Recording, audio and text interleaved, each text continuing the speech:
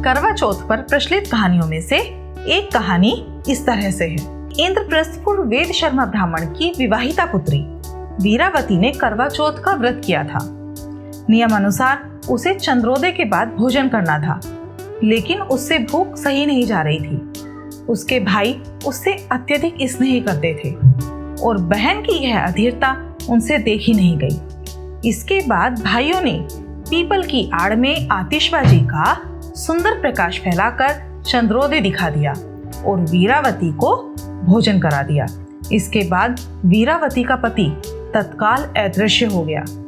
इस पर वीरावती ने 12 महीने तक प्रत्येक चतुर्थी को व्रत रखा और करवा चौथ के दिन इस कठिन तपस्या से वीरावती को फिर से उसका पति प्राप्त हो गया।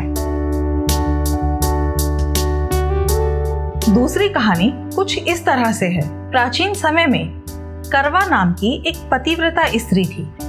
एक बार उसका पति नदी में स्नान करने गया था। उसी समय एक मगर ने उसका पैर पकड़ लिया। इस पर उसने मदद के लिए करवा को पुकारा। तब करवा ने अपने सतीत्व के प्रताप से मगरमच्छ को कच्चे धागे से बांध दिया और यमराज के पास पहुंची।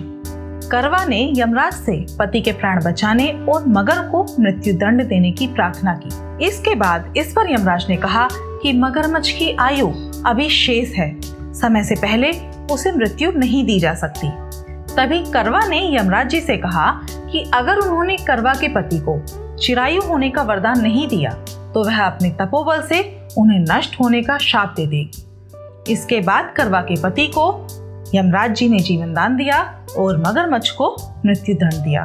तो माता करवा चौथ जिस तरीके से सबके पति की रक्षा करती हैं, वैसे ही हर विवाहित स्त्री माता करवा चौथ का व्रत रखे और सबके पति की रक्षा माता करवा चौथ करे। जय मां करवा चौथ। और एक कहानी जो कि पौराणिक कथाओं में भी मिलती है, महाभारत से जुड़ी हुई, वो इस तरीके से है। बहुत सारे जानकारों के मुताबिक महाभारत से संबंधित भी एक कथा है। इस कथा के अनुसार पांडव पुत्र अर्जुन तपस्या करने नीलगिरी पर्वत पर चले जाते हैं। दूसरी ओर बाकी पांडवों पर कई प्रकार के संकट आ पड़ते हैं। द्रौपदी भगवान श्री कृष्ण से उपाय पूछती हैं। वो कहते हैं कि यदि वह कार्तिक कृष्ण चतुर्थी के दिन करवा चौथ का व्रत करें तो इन सभी संकटों से मुक्ति मिल सकती है। द्रौपदी विधि विधान सहित करवा चौथ का व्रत रखती है, जिससे उनके समस्त कष्ट दूर हो जाते हैं। अब आप समझ सकते हैं इस प्रकार की कथाओं से करवा चौथ का महत्व कैसे सामने आता है। तो माता करवा चौथ जिस तरीके से सबके पति की रक्षा करती हैं, वैसे ही हर विवाहित स्त्री माता करवा चौथ का व्रत रखे और सबके पति की रक्षा माता करवा चौथ करे। जय मां करवा चौथ।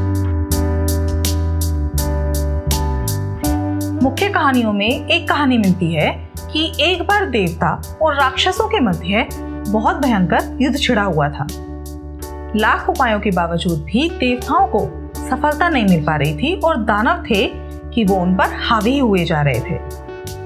तभी ब्रह्मदेव ने सभी देवताओं की पत्नियों को करवा चौथ का व्रत रखने को कहा।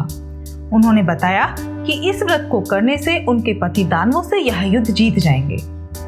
इसके बाद कार्तिक माह की चतुर्थी के दिन सभी ने व्रत किया और अपने पतियों के लिए युद्ध में सफलता की कामना की। कहा जाता है कि तभी से करवा चौथ का व्रत रखने की परंपरा शुरू हो गई थी।